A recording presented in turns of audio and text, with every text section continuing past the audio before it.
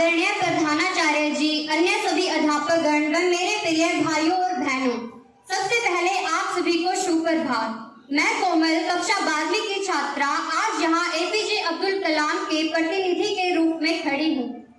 आज मैं यहाँ एक ऐसे विषय पर अपने विचार प्रकट करने के लिए खड़ी हूँ जो न केवल हमारे वर्तमान से जुड़ा है बल्कि हमारे आने वाली पीढ़ियों के भविष्य को भी प्रभावित करता है। पर्यावरण क्या है? आसान शब्दों में कहे तो यह वह सब कुछ है जो हमें चारों ओर से घेरे हुए है, जैसे कि हवा, पानी, मिट्टी, पहाड़, पेड़ पौधे, पशु पक्षी और यहाँ तक कि मानव भी। लेकिन इन सभी परिभाषा से परे पर्यावरण मानव जीवन का अस्तित्व है। पर्यावरण एक ऐसा विषय है जिसे हम सब जानते तो हैं पर समझते नहीं, जिसके बिना हमारे जीवन की कल्पना भी अधूरी है। हम हर दिन सूरज की रोशनी में नहाते हैं, पेड़ की छांव में सुकून पाते हैं, पानी की एक बूंद से जिंदगी बचाते हैं, पर कभी सोचा है अगर ये सब नहीं रहे तो क्या होगा? क्या आपने कभी मरते हुए पेड़ों की चीखों को सुना है? क्या आपने कभी सूखी हुई नदी के आंचल को महसूस किया है? क्या आपने देखे हैं वो परिंदे जो अब कभी वापस लौट कर ही नहीं आते, क्योंकि उनके जंगलों को कंक्रीट के जंगल में बदल दिया गया है। विकास की दौड़ में आज हमने वो सब कुछ खो दिया जिसने हमें जीवन दिया।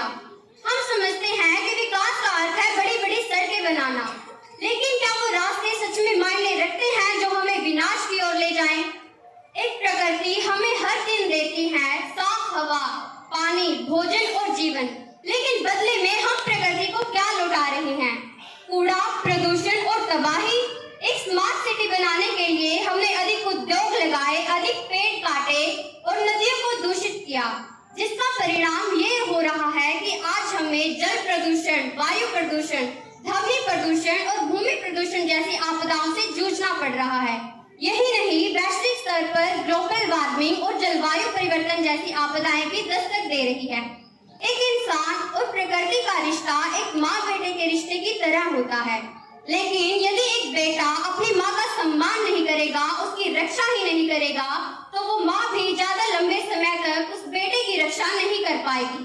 लेकिन अब ये सवाल उठता है कि हम प्रकृति की रक्षा कैसे करें?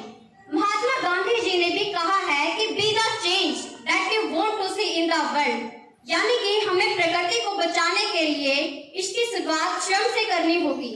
छोटे छोटे कदम भी बहुत मायने रखते हैं, जैसे कि पेड़ लगाना, प्लास्टिक का कम प्रयोग करना, पानी को व्यर्थ न बहाना और बहुत सारी चीजें।